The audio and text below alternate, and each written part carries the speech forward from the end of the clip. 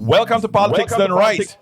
I'm Egberto Willies, your host. How are all my peeps doing this morning? Good morning, folks. Are you driving to work? Are you just waking up? Are you getting that first cup of coffee? Are you getting that first una taza de té? That first cup of tea? Well, anyhow, folks, we have a great program for you as usual. How is everybody doing? How are my people doing out there in the control room? El Senor Howard Reynolds and Jack Van Beber. How are you doing?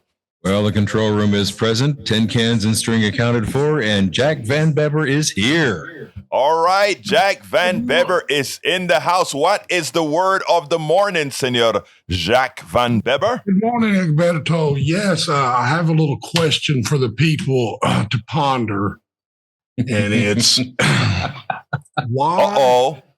Okay, why are the American people?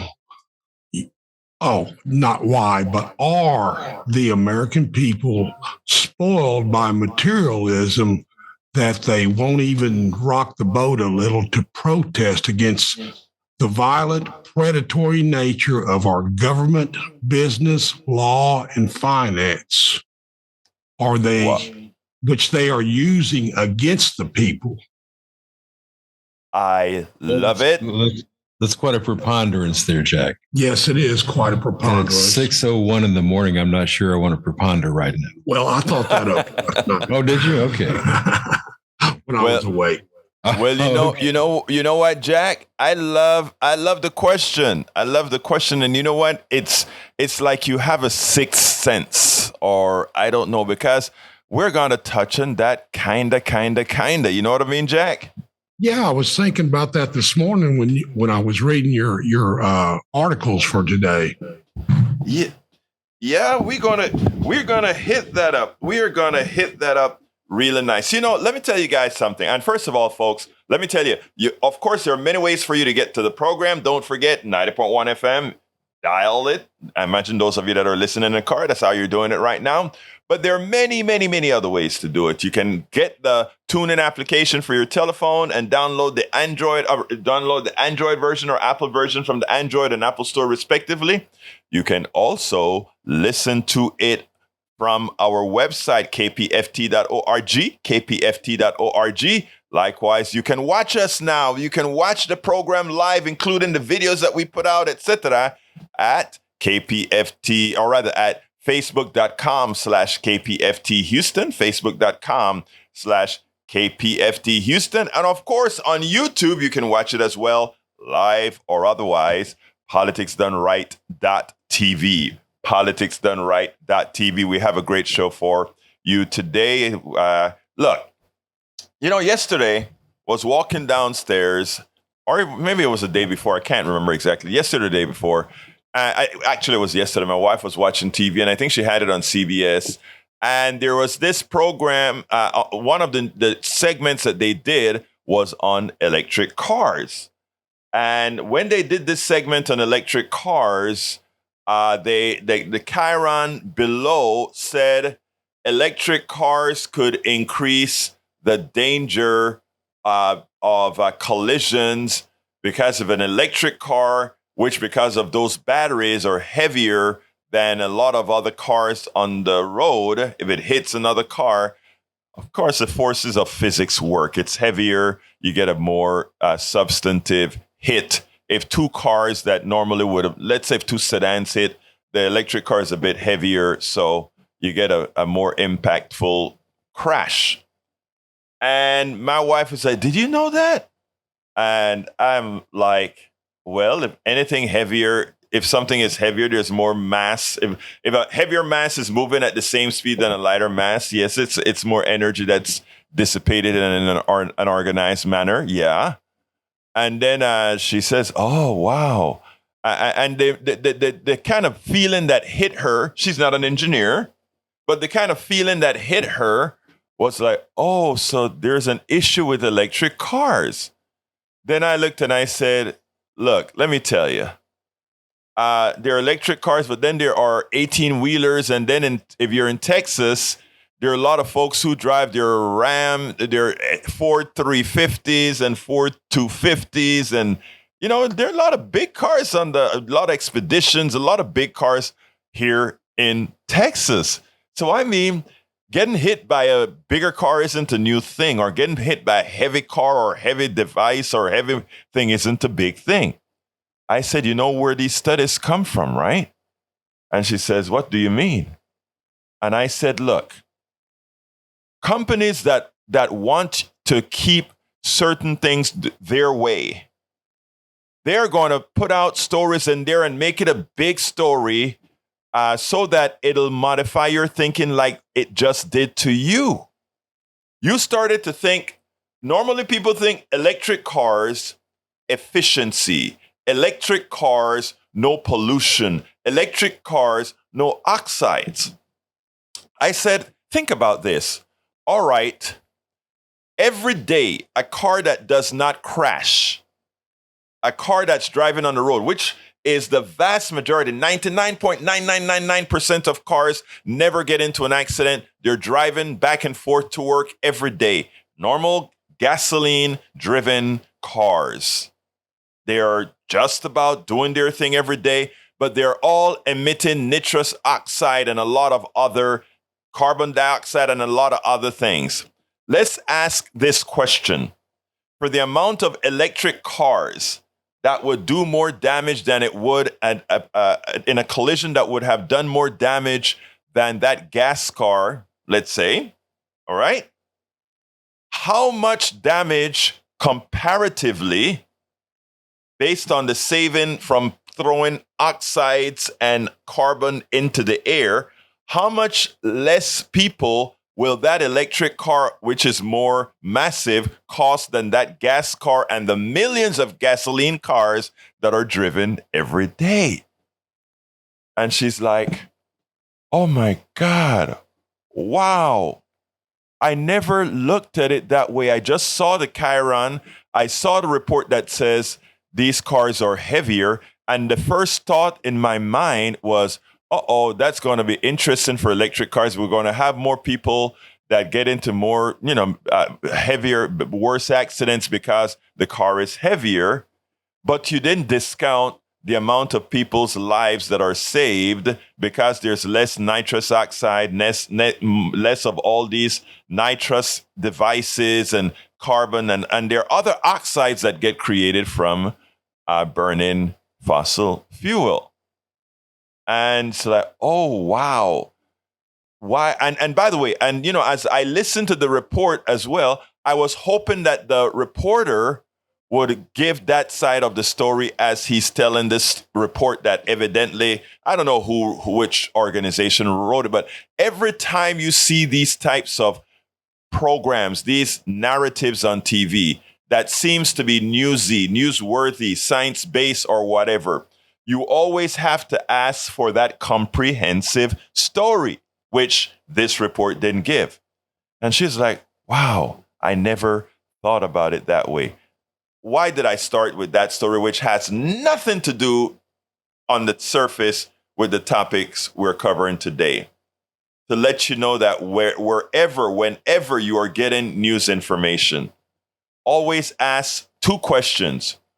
Who paid and who is given this report? And also, what did this report neglect to inform me of the entire picture?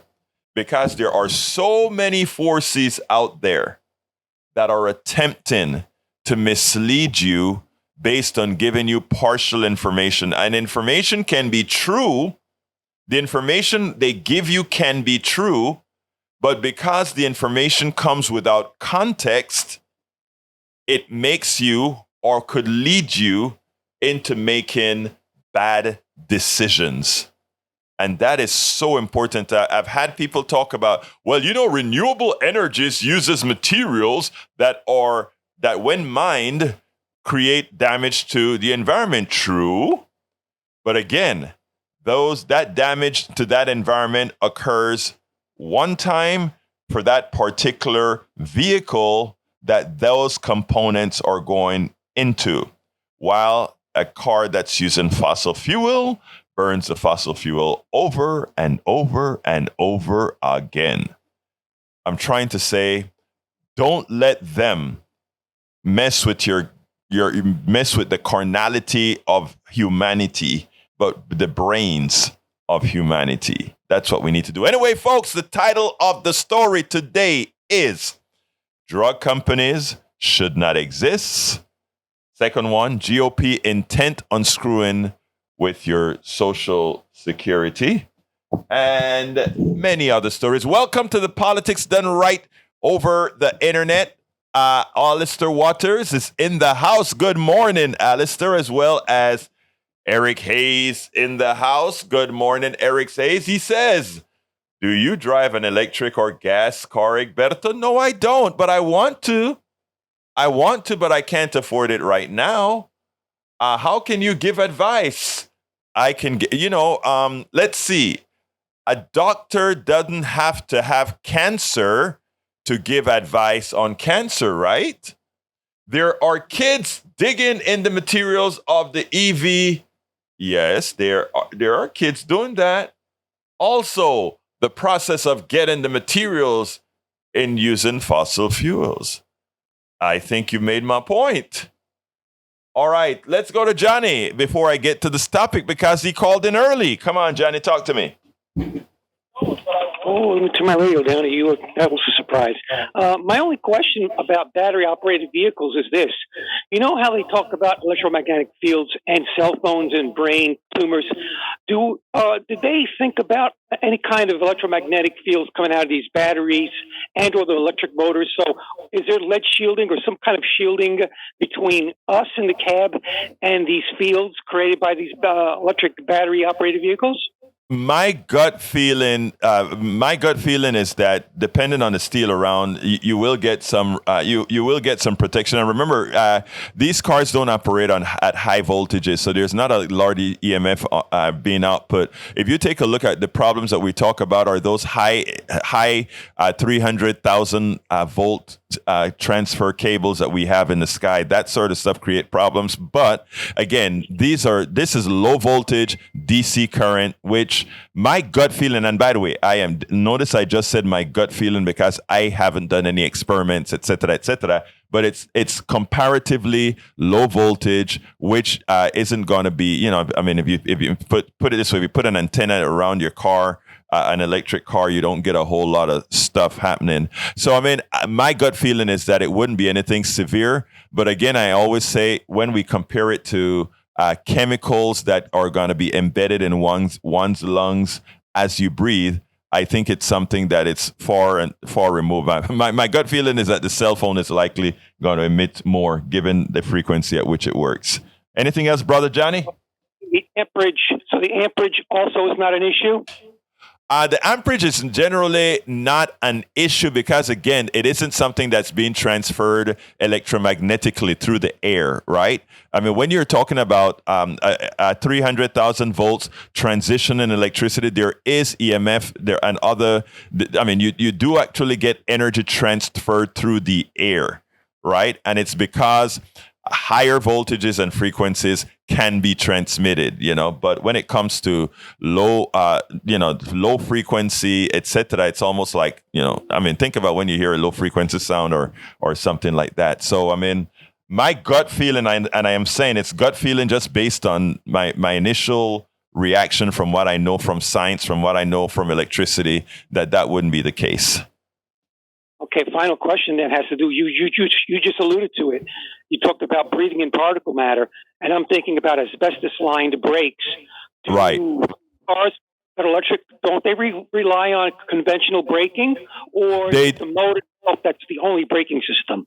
Actually, electric cars use an interesting way of braking, right? Because you want, first of all, when you brake a car, to turn that motion that you're going, that motion that you have, kinetic energy, to change it, to stop that car, you have to get rid of that kinetic energy. And the asbestos and the pads, again, there because it can resist high temperature. All it is to convert that mechanical energy into heat. That's what pads normally do. In electric cars, there is a reverse accumulation of energy so that you can get more battery use. And that is when you're braking the car, it uses electromagnetism to slow the car down. Now, I don't know if it also I have to go look at a brake system in an electric car, but I know a large part of it is to recover the energy back into the brakes whenever you're braking the car. Okay, Alberto, you're a jack of all trades. Not really. I just try to keep up with what we're doing, my brother. Anyways, let's thank you, Johnny. Call back if something else tickles your fancy, because we have some interesting subjects to cover right now, brother. All right. Yes, you do. Adios. All right. Title of the title of the program today: Drug companies should not exist. GOP intent on screwing with your Social Security. And which one am I going to start with? Of course, I'm going to start with the one that says drug companies should not exist, because I ran up on a story written by, I love the way the amount of research he put into this story, by Richard Escow. I think he's also an opinion writer at the New York Times, if I recall correctly. And his title was, "Why should drug corporations like Merck and Eli Lilly even exist?" I agree with you, Mr. Eskew. They shouldn't exist. They're nothing but parasites. What do I mean by that?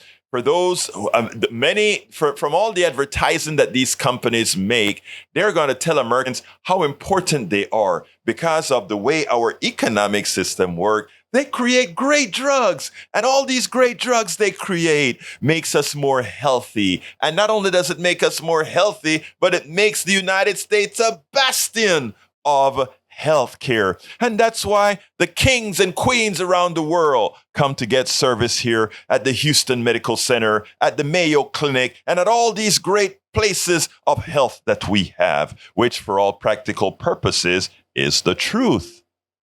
America, as I've heard Brother Howard say, Brother Howard, you used a phrase that I wanted to mimic that I always forget. Something about, we have the best something you can buy. Yeah, that. We have the best government and justice money can buy, and the best health care you can afford. There you go. There you go. And that statement from Howard is profound. It's profound. He is absolutely so right, because you know what? We have great health care. And yes, let's talk about the great health care that money can buy. But most Americans are not going to get all those great discoveries that they paid for. I want to start out by reading pieces of his article. It says, "How do big pharma executives have the nerve to show their faces in public?" I want to stop there because I want to remind you of two of the stories that we covered earlier this week. Welcome aboard, Melanie Keelan. Welcome aboard. And it goes this way. Earlier, we spoke about inflation, who really causes it. And we also spoke about the Fed's raising interest rates, penalizing the working class for a problem, inflation, not created by the working class, but business. And here we have the story that I'm covering today about drug companies. They're the ones creating large portions of the inflation rate as well, because they're taking your money. All right. And I make the case here today. So again, for those who are just tuning in, I saw another batch just come in. For those who are just tuning in, title of the show again is Drug Companies Should Not Exist. And I'm going to read this story by Mr. Eskew, a part of the story by Mr. Eskew. And it goes this way. Why should drug companies like Merck and Eli Lilly even exist? How do big pharma executives have the nerve to show their faces in public, much less threaten to sue the government that has enriched them with the treasure and lives of the American public? Government-funded discoveries have given drug companies like Merck and Eli Lilly much, if not most, of their patented technology. The government lax attitude toward drug company predation and criminality has made them even richer. I hope you get that. because the drug companies are out there telling you that they've discovered something. They are making your lives better. They are making you healthier. It's a lie. Mostly every single drug created was done at a university or with a government grant. And what does that mean? It means that you, everybody who's listening to my voice right now and going to work every day, as you sit down many a times in your car, listening to the news and blaming your fellow brother and sister and blaming the other for the problems you are having in your life, for the health care you can't get, etc. Do remember where the problems lie, with these corporate parasites. So again, what do?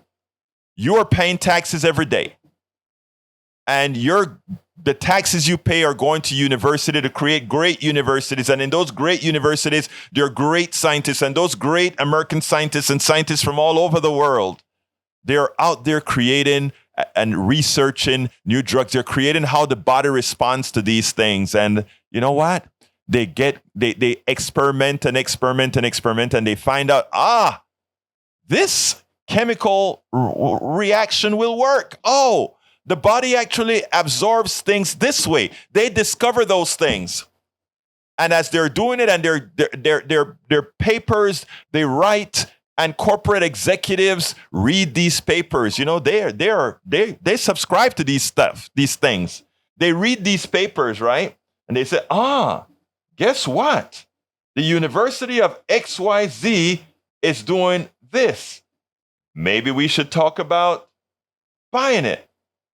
Then they go out there and they go to the university and they talk to the professor, and they decide they're going to give some money to the university to name a building after a professor or name a building after something, in which case the patent gets transferred to that company. They may even invest a little bit of money to further the research on something that will likely work. Remember what I've said in several other programs.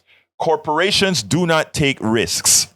They like to say we make big profits because we take risks. Corporations are in business to minimize risk. It's completely the opposite of what they tell you the reason for profit is. We accept profit because, if you do great, you make a profit. If you don't do well, you don't make a profit. But corporations today are risk averse. You doubt me? They go ahead and they make sure that something works first. Even your insurance company. Your insurance company says, I'm risk averse. I need to make sure you're not sick. Then I insure you. If you're sick, forget it. You better go to the government. But if you want insurance, you better be healthy. And then if you start billing the insurance company, we try not to pay you. It's risk averse. They don't take risks. They're in business to make money for their shareholders and their executives. All right. Continuing with the article. A recent staff report from Senate Health, Education, Labor, and Pension, it's called HELP, Committee, and its chair, Senator Bernie Sanders, found that the average price of treatments over the past 20 years that the NIH scientists help invent is $111,000. Think about that again. I repeat, the average cost of any particular treatment invented over the last 20 years, and by the way, and who invented it again? We the people, cost $111,000. Where do you think most of that money go to? Do you think it goes into research and development? Do you think it goes anywhere there? No. That money is a transfer of wealth from you into the pockets of Merck, into the pockets of Eli Lilly, and all these other companies, right? But we take it. You know why we take it? Because most of us don't know the truth. Most of us don't know that most of the money you pay for drugs go into the pockets of somebody else, even after you have paid for the development of that drug by the taxes you pay that go into universities and grants. And yet, at the first sign that the government might ask for something in return, these corporations bite the hand that feed them. Unfortunately, it's the public who bleeds. That is from the article. How rich is Merck? Its net income, not gross income, not gross sales. Its net income was $19 billion last year, an increase of what? 40% over the previous year. All right, let's stop there. I'm going to stop reading. I'm going to explain that. You have just gotten a net income of $19 billion. It's 40% over what it was the year before. What is that called? Inflation to the people. Profits for them, inflation for the people. If their amount of profit went up by 40% and they didn't give 40% more services and products, that means that is inflation. Who creates inflation again? I want us to think logically, folks. I don't want us to just listen to the news you hear on TV. If a company doesn't give more products and services, but their profits increase by 40%, that determines productivity increases and likely inflation. And what have we had over the last several years now? A large increase in inflation that goes correspondingly with a large increase in profits for corporations who are not doing any more services and products for you. The reason I break down and try to tell you this is I want you always to, with a grain of salt when you're watching the news, to really listen to your backstory, because this is calculated parasitic ripoff. Continuing, the CEO of the company received $18,469,835 in total compensation. One person that year. On average, Merck's senior executives received more than $10 million each in 2022.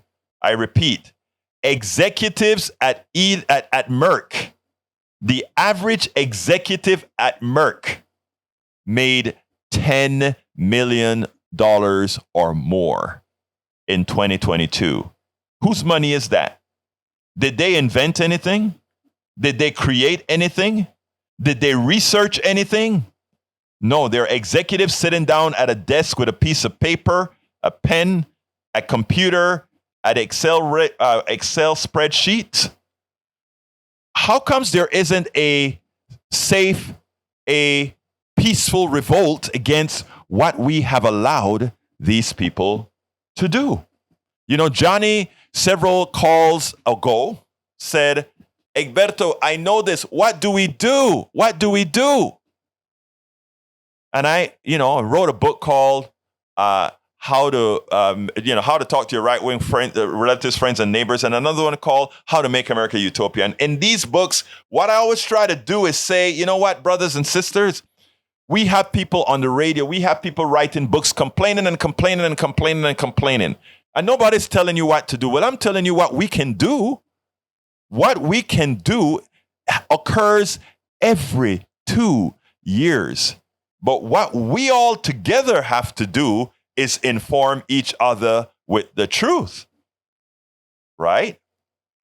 And informing with the truth also then says, go ahead when you go to that ballot box and vote for the people who are telling the truth and who are willing to do something with what's occurring that hurts us all. The fact that hundreds of executives around at all these drug companies all get millions of dollars every year for writing a few essays and for doing a few Excel spreadsheets, etc., should have you so revoltingly mad.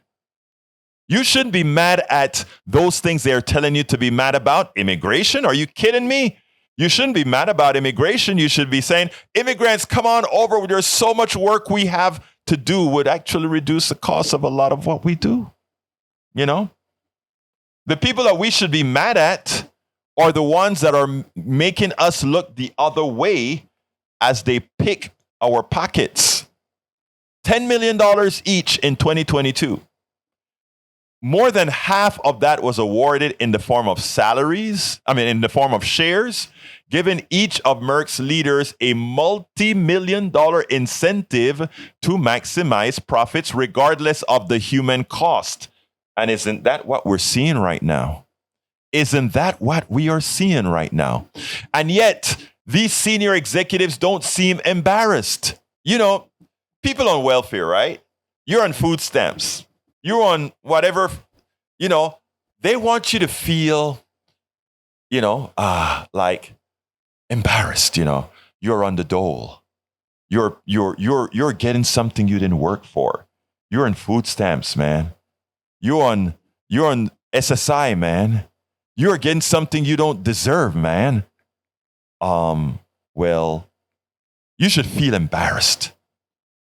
But that corporate executive who's getting $10 million, somebody on food stamps probably max out likely of a few, maybe $2,000 or $3,000 a year in what they get probably from the government, being on the dole, if you want to call it that or whatever. That's what they get, maybe $3,000 or so. That corporate executives for sitting down in that office doing nothing gets $10 million. Who should be embarrassed? The welfare recipient? Or that executive who's getting $10 million for inventing nothing, for creating nothing, for solving no problem, other than winning the lottery to be chosen to be an executive in that company. We have learned how to look down at certain people and how to look up at others. That person that makes $10 million that you would think one would look up to didn't deserve it. That person that makes $3,000 off of their food stamps, who go out there and spend that food stamp money, all of that food stamp money on food, they are creating more economic activity by spending that food stamp money than that guy at Eli Lilly comparatively for having worked and done nothing. And I'm not exaggerating here, people. We have been taught to look down on some who life necessarily have not been kind to, who probably's effective worth to society is greater than that executive. But we've learned how to demean the poor. We've learned how to demean those people who, for the job that they do, don't make as much as they're worth. It's amazing how they have reframed our minds from birth. It's an indoctrination that is hard to get around. It's an indoctrination that we have to figure out how to get around so that we can start doing what's right for us all. Okay. And as this article was being written, this from our brother Iskew, the head of Eli Lilly exhibited a similar pathology detachment from human need. CEO David Ricks threatened to withhold medicine from seniors and disabled people on Medicare unless his demands were met. They're suing the United States, Brother Biden passed the Inflation Reduction Act. And like I mentioned a few sessions ago, a few radio shows ago, they're suing the government because the government is saying $35 for insulin, no more. $35 for insulin for stuff on Medicare. They called it an extortion by the government. The government is extorting the drug company for telling the drug companies, you cannot extort the American people. And now they're suing. They are suing the government for working for the people. Again, for a drug that is out of real patent, for a drug that you, the people with your tax dollars, developed, created with your tax dollars over 100 years ago, and they're suing. They want your sympathy. They want your pity. They want your pity, people. And they think they can go into a court of law. Now, I imagine they're going to try to get it to be a trial by judge instead of a trial by jury, because this case just has to be made by a lawyer out there. And the jury is going to say, oh, no, not only we're going to charge $35, we're going to charge $3, because that's what it really costs. I want you to know that as we speak about these things, there's nothing about wealth envy or us wanting to soak the rich or whatever. The problem is, too often, the rich is not rich because of their service or their worth to society, but because they know how to play the game of capitalism better than anybody else, a game that requires a certain level of dishonesty to play. That's all. This isn't wealth envy. This is humanity loving, not wealth envy.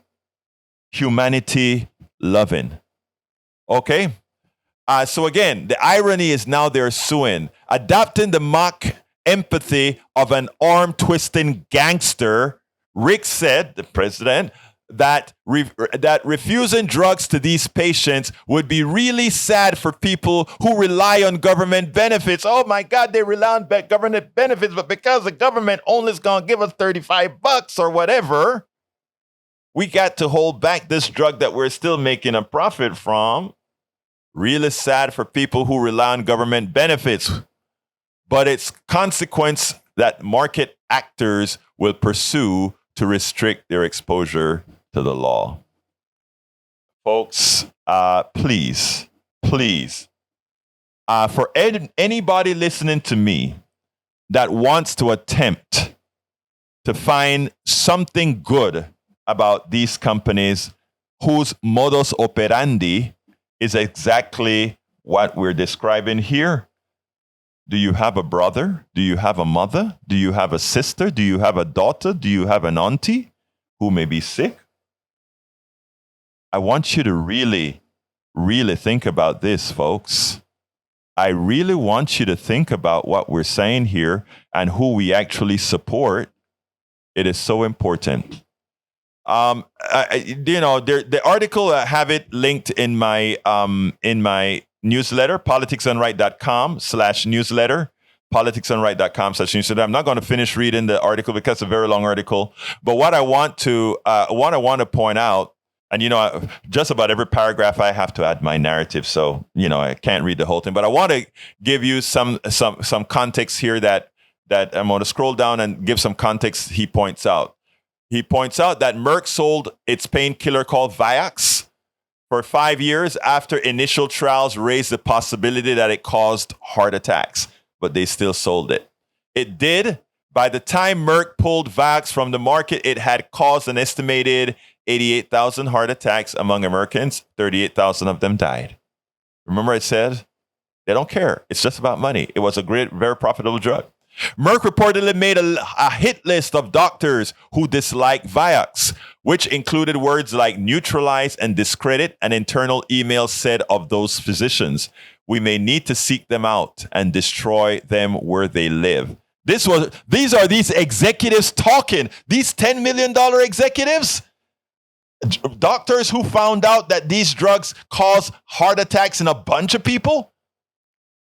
They were saying we need to create a hit list of them and get rid of them. The $10 million people, they became hitmen. Merck concealed reports of sexual dysfunction and other risks from its anti-baldness drug Propecia, including a long trail of suicide reports. Merck was forced to pay $2.3 billion to settle tax fraud charges. Merck paid $650 million to settle for violating the False Claim Act. Merck paid $1.5 million to settle charges of violating federal environmental laws in the Pennsylvania manufacturing facilities. Its additional environmental violations included the use of methylene chloride and a proven animal carcinogen as solvents in some drugs. Merck paid $688 million to settle claims that it concealed the poor clinical trial outcomes of Vytorin, an anti-cholesterol drug. My point here is let's work together to get things right. Anyway, telephone number 713 526-5738. Again, the number is 713-526-5738. I'm taking calls right now. If you want to change the subject, if you want to add to the subject, if you want to ask some questions, give us a call. 713-526-5738.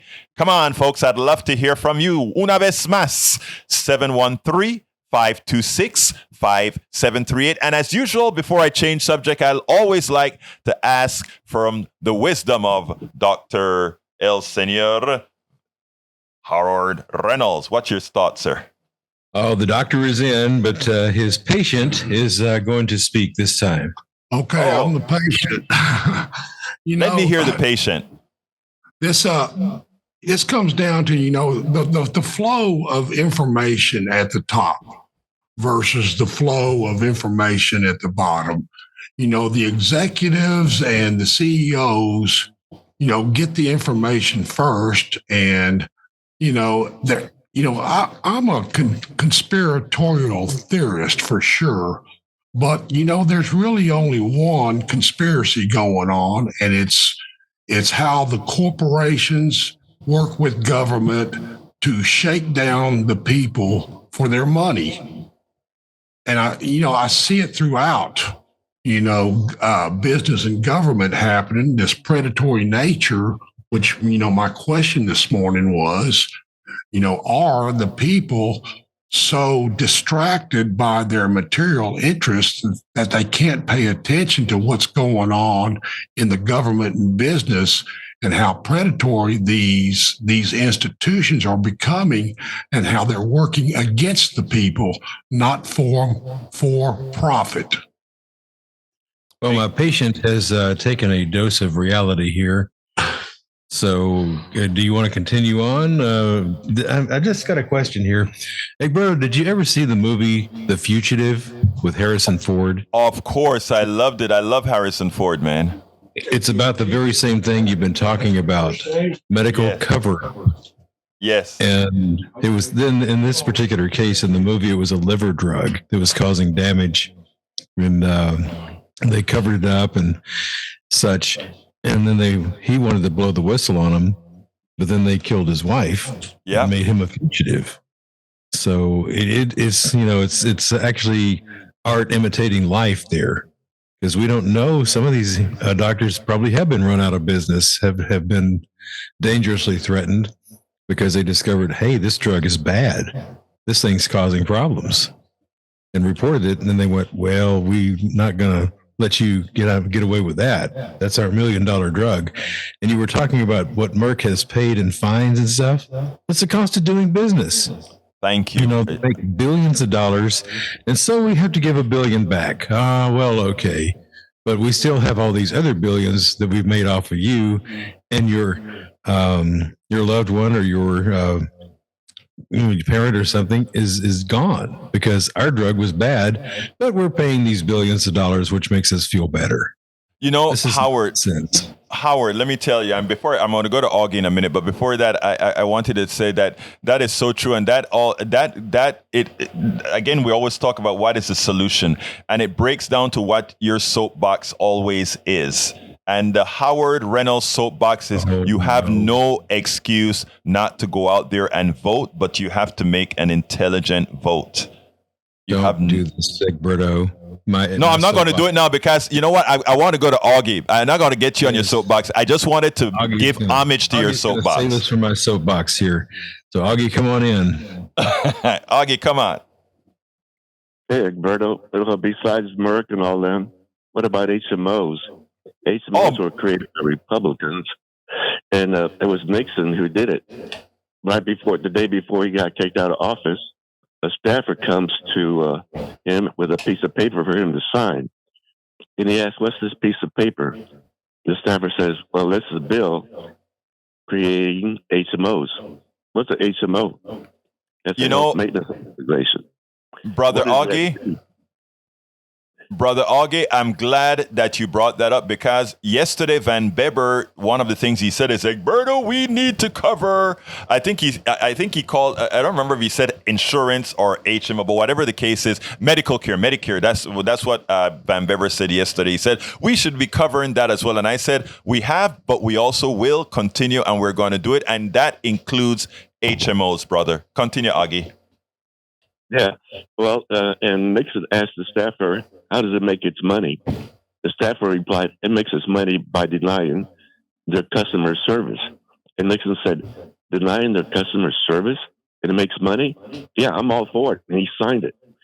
And up to that point, doctors and hospitals, to be in the medical field was to be a service field.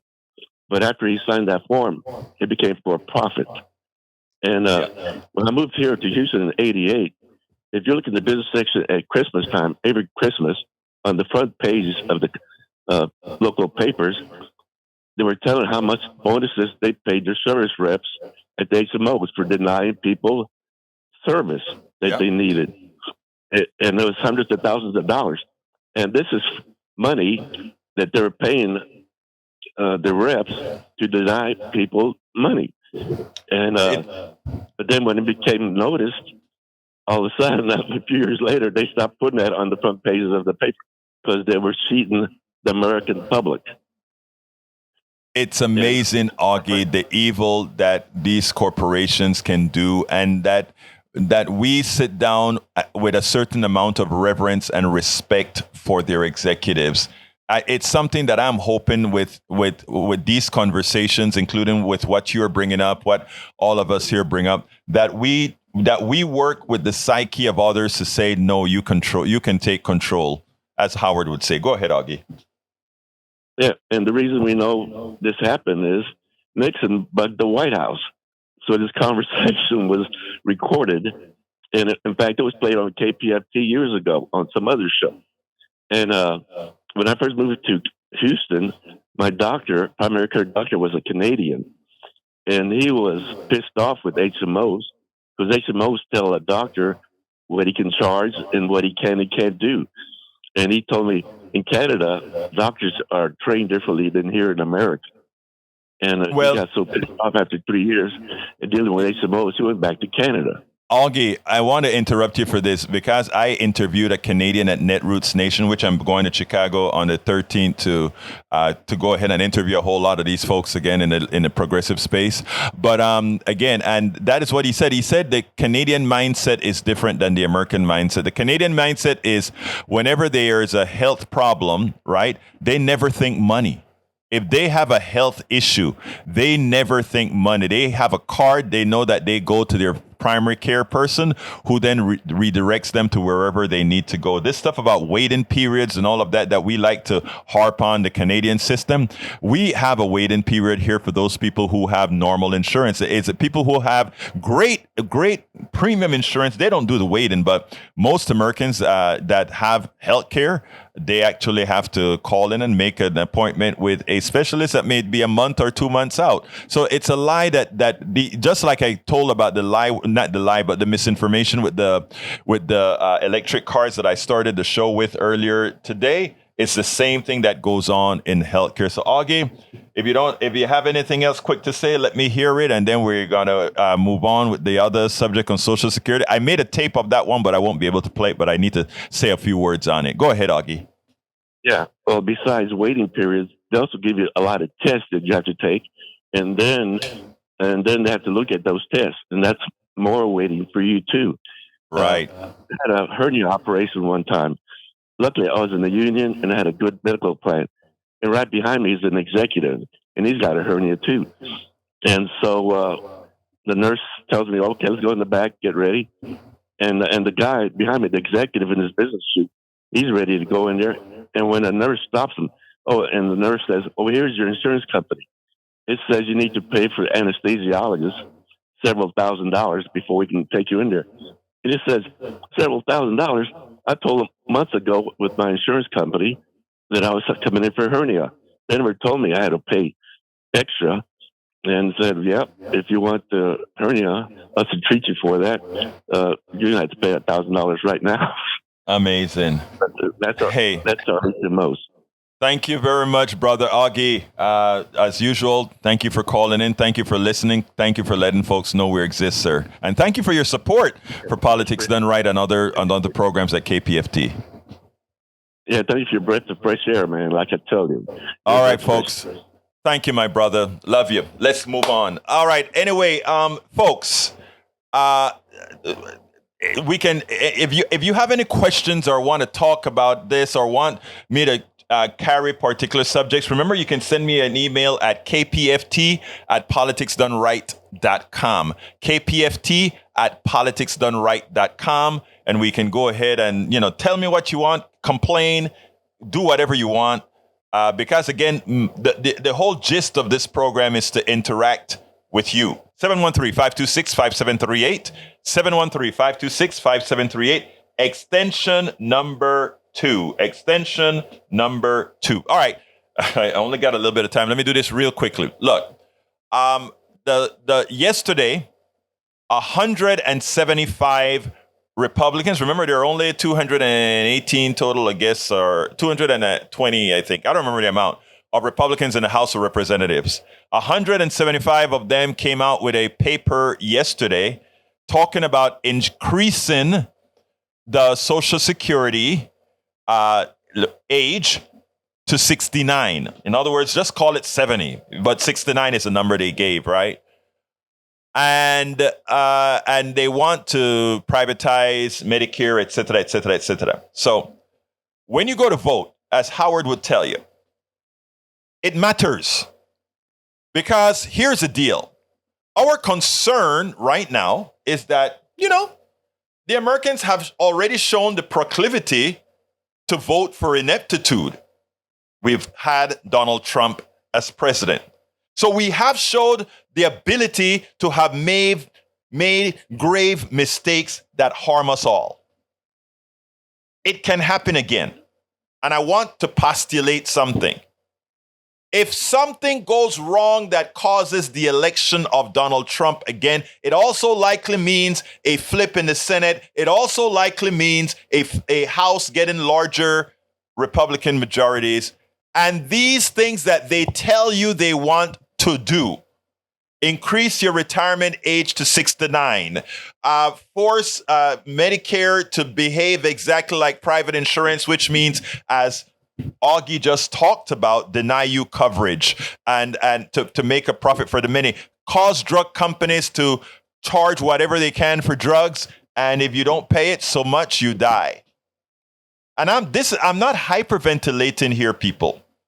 I am not talking about things that are out of the ordinary. When I wrote in 2016 an article at Daily Kos, Democrats destroyed me because I said Donald Trump was triangulating Hillary Clinton and could actually win the election. I didn't talk about popular vote versus electoral college. I just said he was positioning himself in such a manner that he could become president of the United States with the triangulation that he was doing, with the triangulation that he's doing right now. He's triangulating the Republican Party and the Democratic Party right now with the policies that he's throwing out there and the crazy talk that he's having.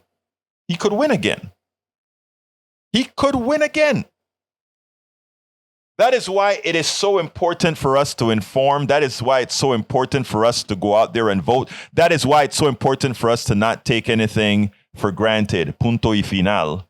We shouldn't be taking anything for granted, because this paper that they released yesterday, Republicans released yesterday, says that their intent is to turn this country into a profit-based system. And if you can play, you can play. If you can't play, which is most of us, remember, 56% of Americans live paycheck to paycheck. Under Trump, it was 70-something% living paycheck to paycheck. What was the difference? The social programs that became not plausible, that's the wrong word, but became okay under President Biden. We have a lot of work to do. The thing about it is that we are still in control. We are still in control. The question is, will you remain in control? Will you forget about your ideological hang-ups? Will you forget that you hate Democrats? Will you forget that you hate Republicans? Will you forget that you hate black people? Will you forget that you hate brown people? Will you forget that you hate white people? Will you forget that you hate people that you shouldn't hate? Will you forget that all of us are in the same boat? Will you remember, or will you acknowledge that all of us are in the same boat? And in such acknowledgement, realize that the enemy is actually those who control the purse, those who control your life through your insurance, through your all these things that you have to pay, but not by choice, but by demand.